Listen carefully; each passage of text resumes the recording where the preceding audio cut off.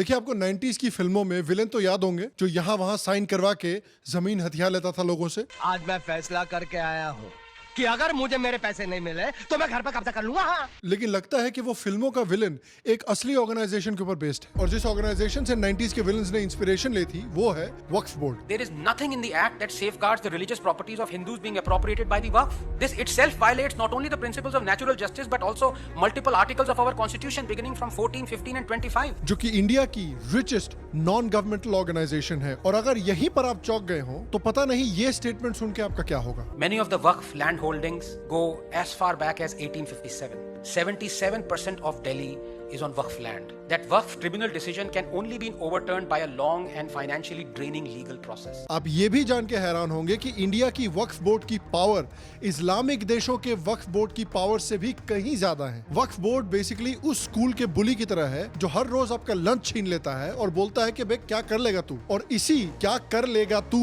सवाल का जवाब इस हफ्ते मोदी गवर्नमेंट ने दिया है। The Modi government may put a check on the powers of Waqf boards. Waqf board ने जिन संपत्तियों पर दावा किया है उनका अनिवार्य रूप से सत्यापन किया जाएगा। Modi government is overhauling the Waqf Act to restrict the unfettered powers of the Waqf board, which is interestingly the country's third largest landowner. तो आज हम बात करेंगे वक्फ बोर्ड और उसकी दादागिरी के बारे में, कैसे ये एक लैंड एनक्रोचमेंट ऑर्गेनाइजेशन की तरह काम कर रही थी और क्यों वक्फ बोर्ड की मैल प्रैक्टिसेस पर लगाम लगानी बेहद जरूरी है। हेलो, श्याम शर्मा शो के इस एपिसोड में आपका बहुत बहुत स्वागत है। मैं हूं सेकुलरिज्म का सीईओ श्याम शर्मा और आप सबको एक सेकंड प्रणाम। हाल में ही आपने न्यूज सुनी होगी शायद कि मोदी गवर्नमेंट ने वक्फ एक्ट में मेजर चेंजेस किए हैं। पार्लियामेंट सेशन में किरेन रिजिजू ने वक्फ बोर्ड एक्ट 1995 को अमेंड करने के लिए एक बिल पेश किया। Kiren Rijiju ji. Sir, with your permission, I rise to move for leave to introduce the Waqf Amendment Bill 2024. अब ऑब्वियसली जैसा कि आप इमेजिन कर सकते हैं, ये बिल पेश होते ही इमीडिएटली पिछले 10 सालों में 7,898 बार डेमोक्रेसी की मृत्यु हो गई। केरला के मुस्लिम लीग एमपी ईटी मोहम्मद बशीर कहते हैं कि इससे सेकुलरिज्म खतरे में आ जाएगा। This is a clear violation of the constitution. It is a violation of the fundamental right and its right. Aditya Thackeray पता नहीं किस सवाल का जवाब दे रहे हैं। वक्फ के सवाल पर केदारनाथ का जवाब दे रहे हैं। वक्फ पर बोर्ड की बारे में आप बात कर रहे हैं, लेकिन केदारनाथ धाम की जो बात होती है, शंकराचार्य जी ने स्वयं कहा है कि वहाँ से लगभग 300 किलो सोना गायब हुआ है। अखिलेश यादव ने तो इसको सीधे सीधे अनकॉन्स्टिट्यूशनल बताने लगे। कुछ अधिकार आपके भी छीने जा रहे हैं, उसके लिए हम लोगों को लड़ना पड़ेगा आपके लिए। बताइए, जमीन हथियाना ये आजकल कॉन्स्टिट्यूशनल माना जाता है भारत में। ओवैसी जी का अलग लेवल का मेल्टडाउन हो रहा है। It is a grave attack on the basic structure of the constitution as it violates the principle of judicial independence, separation of powers. अब देखिए, राहुल गांधी जी भी स्टेटमेंट देना चाहते थे, लेकिन लगता है कि वो पिछली रात छोटा भीम का लेट नाइट टेलीकास्ट देख रहे थे, इसीलिए वक्फ बोर्ड के डिस्कशन के समय पे वो पार्लियामेंट में सो रहे थे। इसको बताइए। एनसीपी की सुप्रिया सुले ने बिल वापस लेने की रिक्वेस्ट की। Withdraw the bill completely.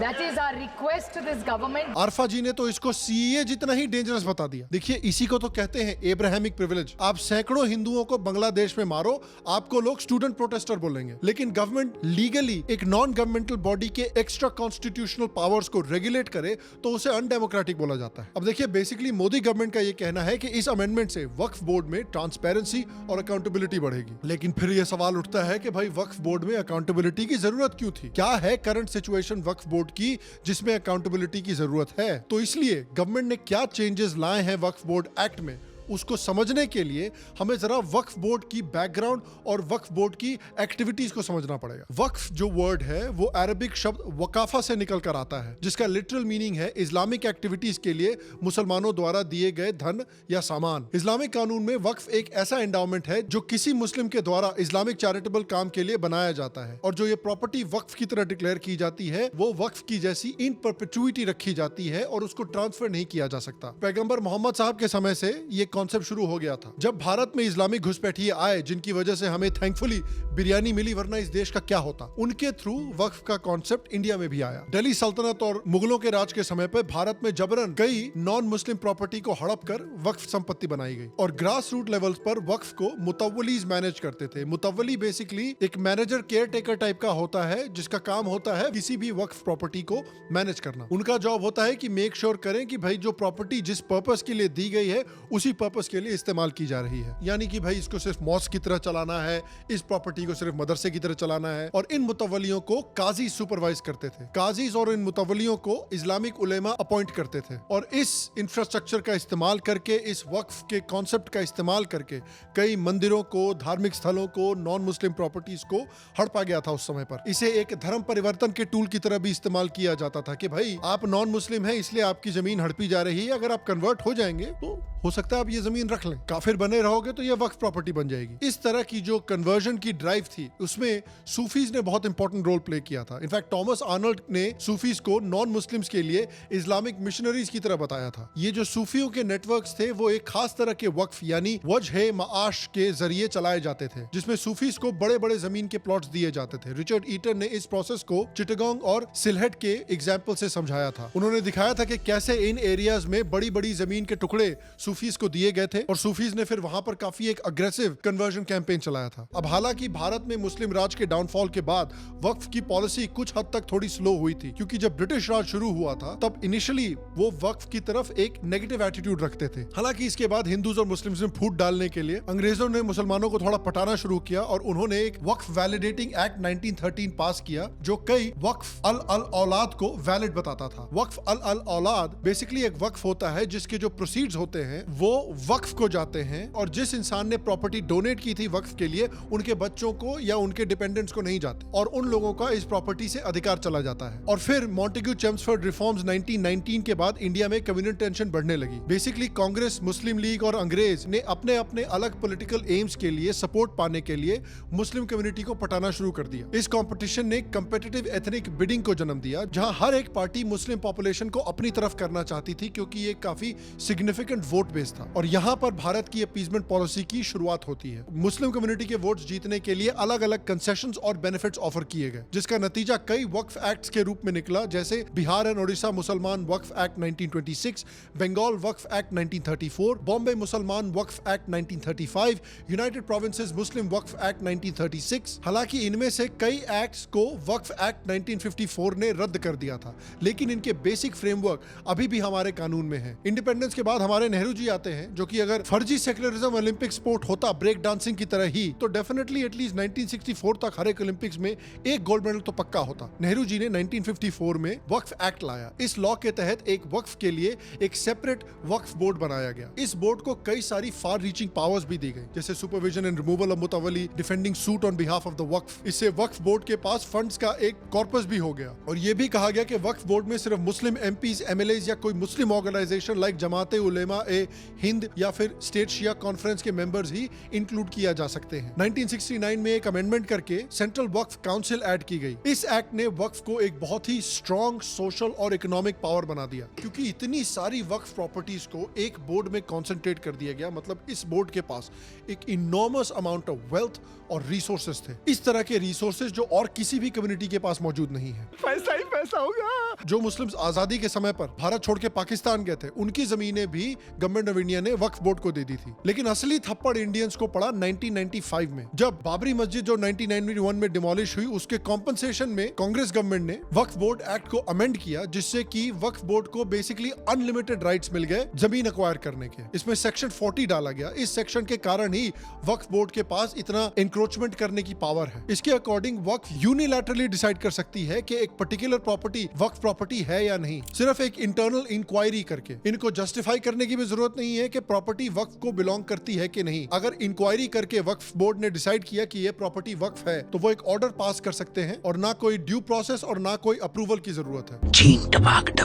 और एक बार इन्होंने डिसाइड कर लिया कि भाई ये वक्फ प्रॉपर्टी है, तो एक नोटिस भेजा जाएगा तहसीलदार को या रजिस्ट्रेशन ऑफिस को, और उसके बाद उस जमीन को न बेचा जा सकता है न खरीदा जा सकता है without getting a no objection certificate from the concerned वक्फ बॉडी। तो आपकी प्रॉपर्टी रातों रात वक्फ प्रॉपर्टी डिक्लेयर हो सकती है और अगर आप चाहे तो उसको आप बेच भी नहीं सकते हैं। और प्रॉब्लम ये हो सकती है कि वक्फ बॉडी हो सकता है कि लखनऊ में बेस्ड है, लेकिन वो क्लेम कर सकती है प्रॉपर्टी नोएडा में, तो आपको हर हफ्ते लखनऊ से नोएडा, नोएडा से लखनऊ भागना पड़ेगा ये एनओसी लेने के लिए, जो आपको वक्फ बोर्ड ऐसे भी कभी नहीं देगी। और अगर आपकी इतनी हिम्मत हुई कि वक्फ बोर्ड ने एक बार आपकी प्रॉपर्टी को वक्फ प्रॉपर्टी डिक्लेयर कर दिया, उसके बाद आपने वक्फ बोर्ड से एनओसी लेने के बजाय बेचने की कोशिश की इस प्रॉपर्टी को या खरीदने की कोशिश की इस प्रॉपर्टी को, तो बायर, सेलर और रजिस्ट्रेशन ऑफिसर तीनों को लीगली 2 साल के लिए जेल हो सकती होती है। और अगर आपकी प्रॉपर्टी हड़प ली है वक्फ बोर्ड ने और आप इस डिसीजन को कंटेस्ट कर सकते हैं, तो आप सिर्फ और सिर्फ वक्फ के ट्राइब्यूनल में जाकर इसको अपील कर सकते हैं, किसी कोर्ट में जाकर नहीं। और वक्फ के ट्राइब्यूनल ने जब डिसीजन दिया 99% वक्फ के फेवर में ही देगा, तो ये डिसीजन फुल और फाइनल है और आप इसको अपील नहीं कर सकते किसी कोर्ट में जाके। फिर बताइए, मुगल चले गए, वक्फ बोर्ड छोड़ गए। अब कुछ लोगों ने सवाल उठाया है कि अगर इंडिया में एक ऐसी रिलीजियस बॉडी है जो कभी भी कैसे भी आर्बिट्रेरीली जमीन को क्लेम करके अपनी जमीन बना सकती है, तो ये अनकॉन्स्टिट्यूशनल नहीं है। लेकिन कमाल की बात यहाँ पर है कि अपेरेंटली वक्फ बोर्ड के जो ये कारनामे हैं, ये आर्टिकल 25 और 26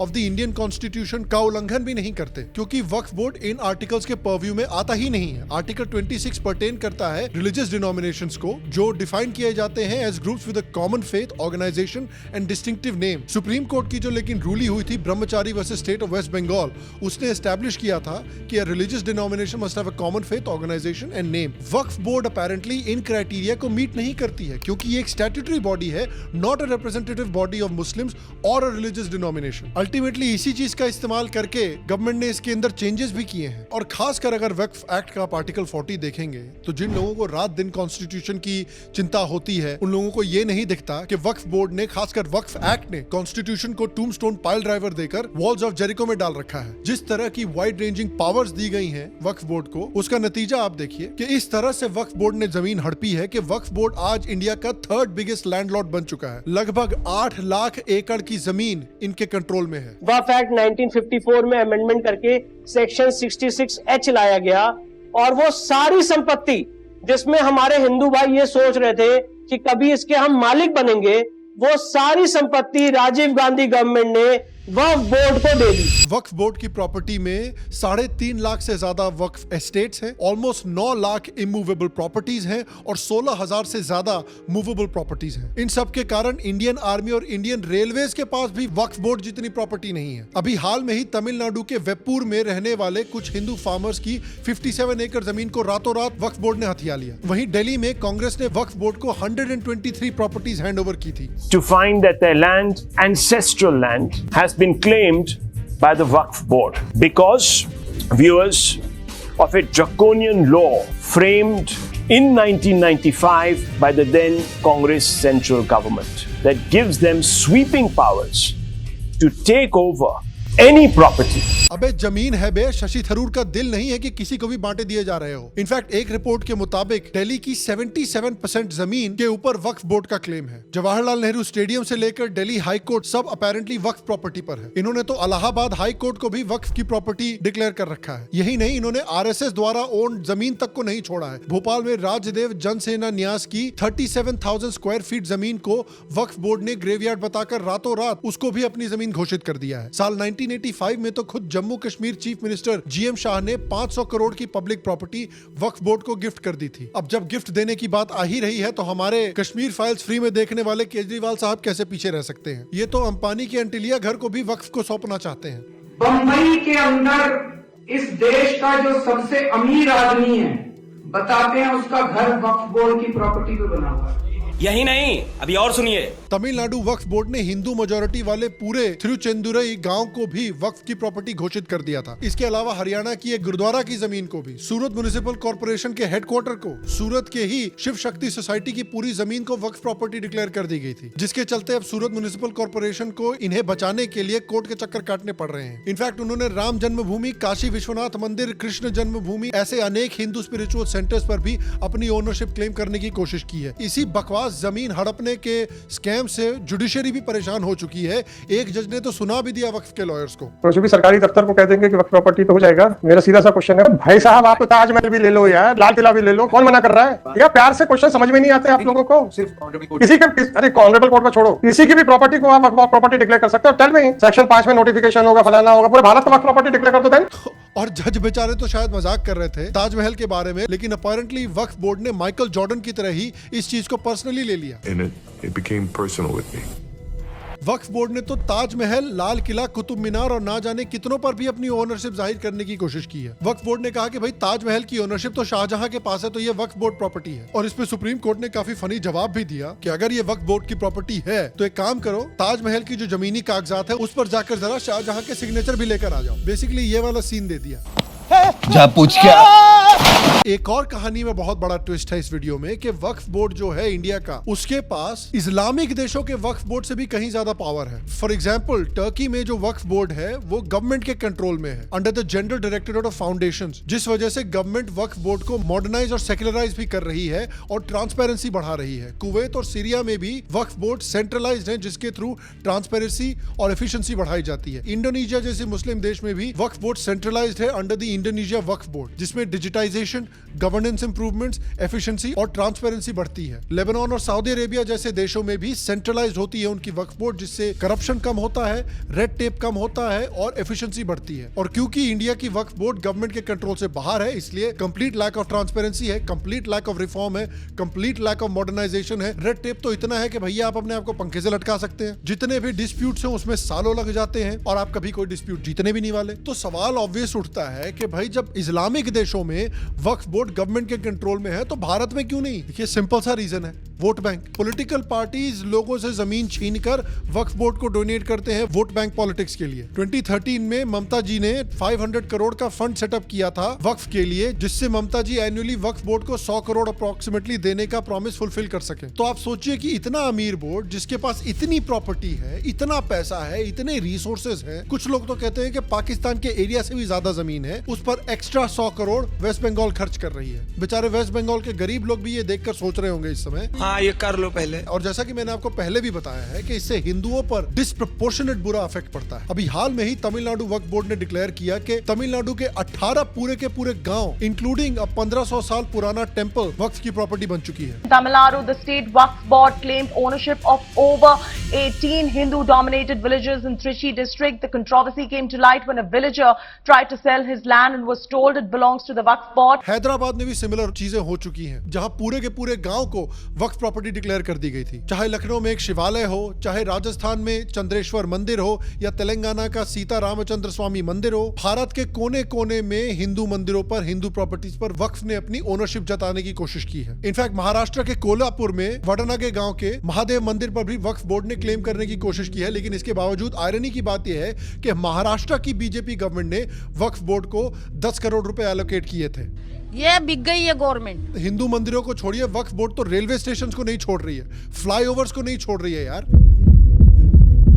गवर्नमेंट डेटा के मुताबिक लगभग 170 से ज्यादा रेलवे स्टेशन पर ऑलरेडी इल्लीगल मस्जिद और मजार बन चुके हैं, उसको वक्फ बोर्ड के लिए इल्लीगली क्लेम करने के लिए। जहां साल 2009 में वक्फ बोर्ड के पास 4 लाख एकड़ में फैली हुई 3 लाख प्रॉपर्टीज थी, वहीं अब 2024 आते आते बेसिकली 15 साल में लगभग डबल हो चुका है ये अमाउंट। फिर हेरा फेरी के अक्षय कुमार को तो वक्फ बोर्ड से सीखना चाहिए कि पैसा डबल कैसे करते हैं रातों रात। और वक्फ बोर्ड के पास इतने रिसोर्सेज हैं, इतनी अनचेक्ड पावर है। इसका एक और डाउन साइड ये है कि इनके पास काफी मदरसे और मस्जिदों के ऊपर कंट्रोल भी है, और इनके ऊपर आरोप लगा है कि ये इन मदरसों का इस्तेमाल कर रहे हैं मुस्लिम्स में एक्सट्रीमिस्ट आइडियोलॉजीज को प्रमोट करने के लिए। एन एनालिसिस का एक 2018 का रिपोर्ट आया था, जिसमें उन्होंने अलेज किया था कि वक्फ बोर्ड अपने फंड्स के थ्रू केरला और वेस्ट बंगाल में रेडिकल एक्टिविटीज को फंड करता है। रिपोर्ट में यह भी कहा गया था कि जिन मदरसों को वक्फ फंड करता है उनके कनेक्शंस कुछ एक्सट्रीमिस्ट ऑर्गेनाइजेशंस के साथ भी हैं एलिजिडली। साल 2019 में बैंड आतंकी ऑर्गेनाइजेशन जमात उल मुजाहिदीन बांग्लादेश के वेस्ट बंगाल के कुछ मदरसों के साथ कनेक्शंस दिखाए गए थे। खुद यूपी के शिया वक्फ बोर्ड चीफ ने एक बार पीएम मोदी और योगी आदित्यनाथ को लेटर लिखकर यह बताया था कि कुछ कट्टरपंथी मुल्ला मदरसा एजुकेशन के नाम पर बच्चों को रेडिकलाइज कर रहे हैं और एक्सट्रीमिस्ट बना रहे हैं। तो ये गंद मची हुई थी वक्फ बोर्ड के नाम पर इंडिया में, और इस तरह से इतनी बेशर्मी से प्रॉपर्टी हड़पी जा रही थी